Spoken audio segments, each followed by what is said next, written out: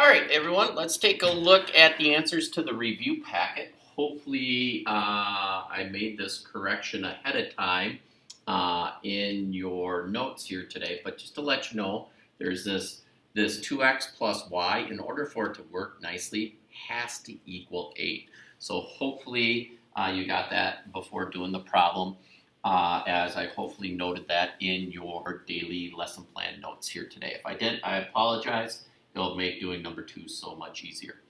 All right, so reviewing chapter 6. We start off here. It says graph each systems of equations and find the point of intersection. State your solution as a nice little coordinate. All right, so here we go. First one. The nice thing about this is y is all by itself. So if you remember, y-intercept in this particular case is -5. My slope is 2, or 2 over 1. So again, that's my rise over run. So I start here at -5, 2, 4, 5, -5, going up 2 over 1, up 2 over 1. Follow that pattern all the way through. So now we don't have to worry like with inequalities, whether it's solid or shaded, these are all equals. So I have that particular line done. Check the second one. So on this one, my y-intercept is 7. My slope, remember, if there's no number, you can always put a 1. Put the negative with the top. So I'm going to start at 7, 2, 4, 6, 7. Go down 1 to the right 1. Follow that process, and bam, as you saw, woo, I get that nice little intersection right here. So this point is at 1, 2, 3, 4, and 3. Again, you can always check. So if I plug in 4 here, 2 times 4 is 8. 8 minus 5 is 3. I plug it in here for x. -4 plus 7 is 3. I know my answer is correct. Just like that, first one done. All right, let's take a look at the second one. So the second one's a little bit harder. I got to move this over to the other side. So I have 2y equals -5 plus 3x. Then I got to divide by 2. So yeah, I'm going to get some fractions or some decimals here. So I have y equals 2.5 plus 1.5x. Okay? So when I go to graph this one, okay, there's my y-intercept. Just going to kind of save a little space here. There's my slope. So I start at 2.5. 1, 2, 2.5 is in the middle. So I got to go up 1.5. So up 1.5 to the right 1. Up 1.5 to the right 1. Up 1.5 to the right 1. Or you could think about it as 3 over 2. You go up 3 to the right 2, up 3. So I do the same thing, down 3 over 2, down 3 over 2, down 3 over 2. Okay, so now I can connect my points. Let's do the second one. At least the second one's a lot easier because all you have to do is subtract 2x. So I'm going to move this over here. So I get y equals 8 minus 2x. So my y-intercept is 8, and my slope is -2, or -2 over 1. So I'm going to start at 8, 2, 4, 6, 8. Slope is 2. Down 2 over 1. Down 2 over 1. Wait a second, Mr. Bartz. You tried to set this up so it worked out really nice. I must have done something wrong. Oh, Mr. Bartz knows what he did wrong. I'm going to backtrack here for a second. I'm going to continue this line because this line is done correctly. And some of you may have caught me. So this line in is right. Mr. Bartz made a slight mistake with this purple line. It's a small but yet big mistake, because what was wrong with his purple line was his y-intercept. He didn't watch his sign carefully. That should have been a minus So the y-intercept should have started here at negative 2.5. So I got to change my color back here. And so now this is where I'm going up 1.5 over 1. Up 1.5 over 1. Up 1.5 over 1. Oh, I get a nice intersection there. Whew! What a save. See, even Mr. Bartz makes mistakes sometimes. Luckily, he catches them. So here, the point of intersection, 3, 2. So a quick check. Negative 3 times 3 is negative 9. 2 times 2 is 4. Negative 9 plus 4 does make negative 5. 2 times 3 is 6. Plus 2, that's the y value, does equal 8. I know that answer is correct. Woo! That was close. All right, sorry, I moved really fast. All right, let's take a look at graphing inequalities. So this is what we were doing at the very end, or what we actually did in yesterday's assignment. So what's nice is at least these first two, they're all by themselves. So when I graph this first one, I know it's going to be dotted, and I know I'm going to shade above. So now my y-intercept is at negative 3. My slope is at 2 over 1. So start at negative 3, up 2 over 1, up 2 over 1, up 2 over 1, up 2 over 1, up 2 over 1, down 2 to the left 1, down 2 to the left 1. Okay. Whoops. Mr. Bartz made that solid. He's going to do a little trick here to make it dashed. So look at how he's just kind of making it dashed by saving himself here. Got to take my time a little bit. I think I'm going a little fast. So I need to shade above. So it just means we're going above the line. Remember, I like to draw arrows and do the shading at the very, very end. All right, the next one. Look at that. I know that this one is solid. And I shade below. So now if I look here, my y-intercept is at 7. My slope is at negative 3. So I start at 7, 2, 4, 6, 7. My slope is negative 3, so I'm going down 3 to the right 1. Down 3, whoop, right there. Right 1, down 3 to the right 1, down 3 to the right 1. Now I can connect them, make them nice and solid. And I have that inequality right there. So now it said to shade below. So I'm shading in this direction. So notice where the arrows are pointing.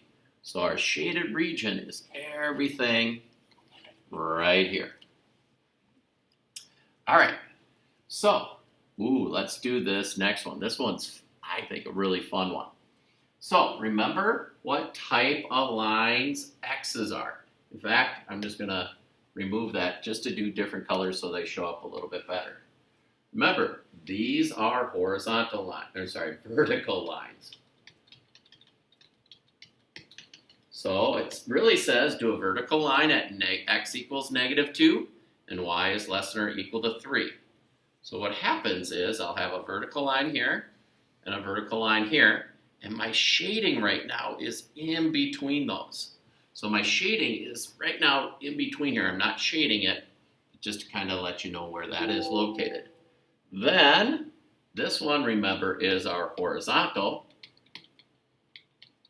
So we have a horizontal here at negative 5, 2, 3, 4, 5 on the y-axis.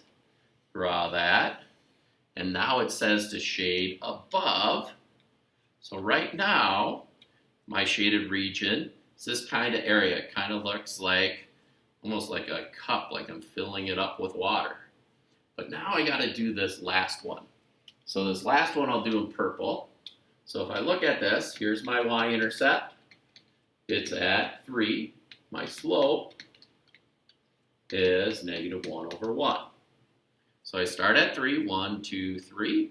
Slope is negative 1. Now, since all these inequalities had the equals, that's why I've been doing solid lines. Now this one also says shade below. So, whoops. Okay, so that means I'm going this direction. Well, look at what happens is you get all this area. So it's like you're filling up the cup in a way, but it's kind of at an angle. In fact, what you get is an isosceles trapezoid. Good old geometry. Couldn't resist. All right, that takes care of page 1. Let's go on to page 2. Page 2 says, all right, solve these systems of equations using the substitution method. All right, substitution method. Remember, we want to get either x or y by itself. It's already done for us in the first one. So I get to take what y equals and put it into the second equation. So I have 3x plus 2 times 3x minus 2, because I'm replacing what y is in the second, equals negative 13. So now I want to distribute. So I have 3x plus 6x minus 4 equals negative 13. Combine like terms. So I have 9x. I'm going to add 4 to the other side. So 9x equals negative 9. Divide by 9, x equals negative 1. I'm now going to take that answer, plug it in here, solve for y. So then y will equal 3 times negative 1 minus 2. So y equals negative 3 minus 2, or y equals negative 5. So one of the things is I just do a quick check. I know it works in the first, but let's check the second. 3 times negative 1 is negative 3. 2 times negative 5 is negative 10. Negative 3, negative 10, negative 13. That works. I got that one right. All right, let's do number 2. Same process. I'm going to take what, in this case, x equals, and put it in the spot of the next equation. So I have 3 times 3y plus 4 minus 3y equals 0. So now I want to distribute. So I get 9y plus 12 minus 3y equals 0. I'm going to combine my y's together. That gives me 6y. It equals, I'm going to move the minus 12 to the other side. So 0 minus 12 is negative 12. Divide both sides by 6. So y equals negative 2. I'm going to take my answer, plug it in here, and solve for x. So now I get x equals 3 times negative 2 plus 4. So x equals negative 6 plus 4. So x equals negative 2. So they both ended up being negative 2. And that does work here because I would make negative 6 minus another negative 6. If you're subtracting the same thing, you do get 0. Just like that, we just took care of substitution. All right, next one says, all right, solve by the elimination method. So this gets us to 6.3 problems. So the first one's really nice because if you look at this, notice how the y's are already opposites? So I can just go ahead and add these two equations together and the y's will cross out. Oh, I wish they were all that easy. Divide by 9 now, and x equals 4. Of course, we're not done. We have to solve for y. So plug it back into one of the equations. So if I plug x back into the first equation, I have 5 times 4 minus 4y equals 12. So I have 20 minus 4y equals 12. Subtract 20. So I have negative 4y equals negative 8. Divide by negative 4. And y equals 2. So again, you can check into both equations. So excuse me. One of the things you can do is just plug it in by going 5 times 4 minus 4 times 2. So I do get 12, and then 4 times 4 plus 4 times 2. That does equal 24, so I know my answer is correct. All right, let's take a look at the second one. So at the second one, it's actually kind of nice because all I have to do is multiply this equation by 2 and add it to the second, and my y's will cancel out. So when I distribute, make sure you do everything. 6x minus 4y equals 32. I'm going to bring down the second equation, 2x plus 4y equals 32. And now remember, I am actually adding these two equations together, so the y's cross out. So I have 8x equals 32 and 32 make 64. Divide by 8, x equals 8. So again, plugging it back in, so 2 times 8 plus 4y equals 32. So 16 plus 4y equals 32. Subtract 16. So 4y equals 16. Divide by 4, and y equals 4. Do a quick check. 8 times 2, so I'm plugging it into the first equation. 4 times 4 equals 32. So I'm just plugging it in this equation. Plug it in the second equation. 3 times 8 minus 2 times 4 is 16. Both work out. So we just took care of elimination. All right, last page. We're cruising right through this review. All right, so this one asks you to do it via matrices. So in order to receive full credit, just like on your test, what I need to see is what you put in for your matrix and then your final answer. Meaning, I need to see you write this. So I need you to write matrix A, the variable matrix, and what it equals. So here's A, here's X, here's B. So to get our answer then, we're going to use our calculator. So remember, second vars. Whoops. It's not second vars, second x to the negative. Okay, so I always want to, I got to get out of this menu, otherwise it's going to mess things up. So second matrix, going to edit. So it's going to be a 2 by 2 matrix. So the numbers I'm entering in are 2, -5, 3, and -4. Go ahead and exit out. Go back to the matrix menu. Go to edit, and I'm going to edit matrix B. It's going to be 2 by 1. So my matrix is 1 and 12. Go ahead and exit out.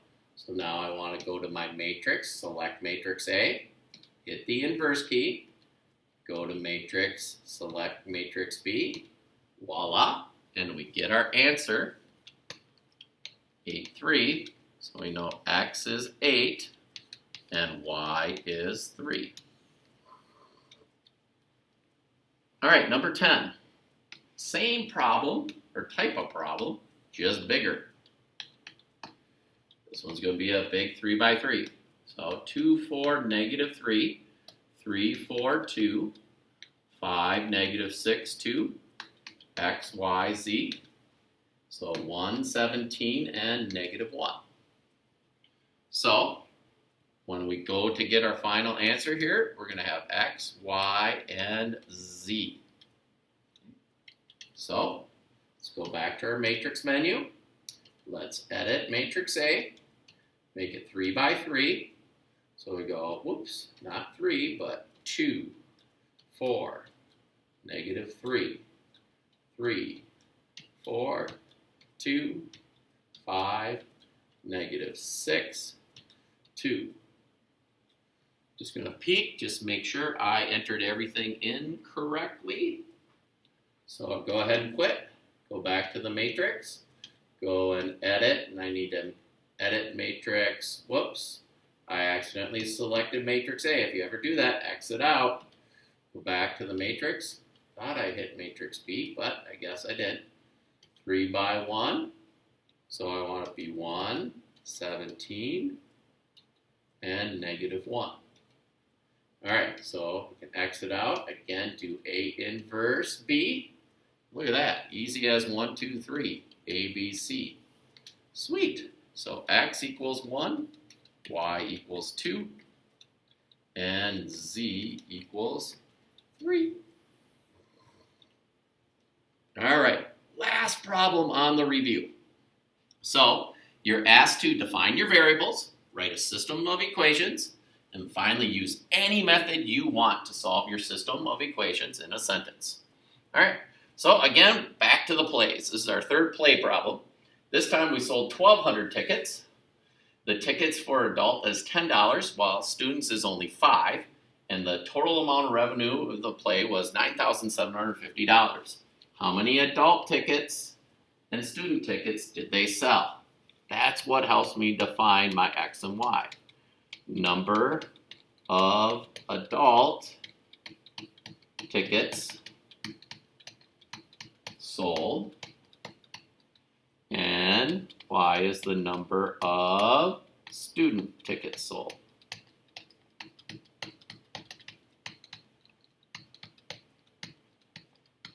Okay.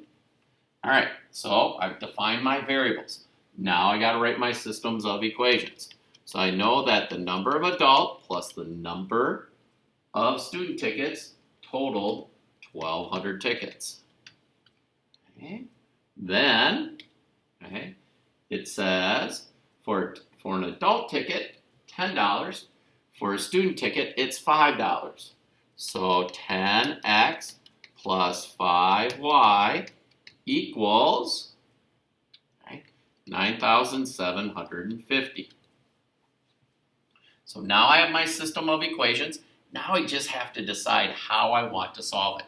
Since I've been doing matrices, why not finish it with a matrix? So I go 1, 1, 10, 5.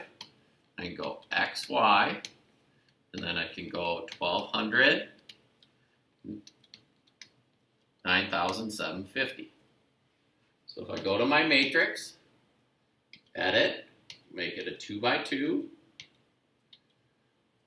1, 1, 10, 5. So that looks good. Exit out. Gonna go to matrix B, make it a 2 by 1, and that needs to be 1,200 and 9,750. Okay, so that looks good. So now I go A inverse, oops, A inverse B, and that gives me what XY equals 750, 450. So I just need to answer my question in a sentence. We sold 750 adult tickets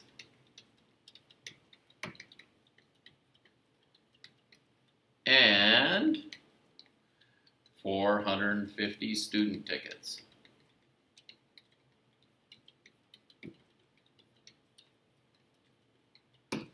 How about that?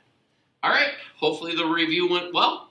We'll be sending out your test to you so that you can complete that, and we'll give you directions for it.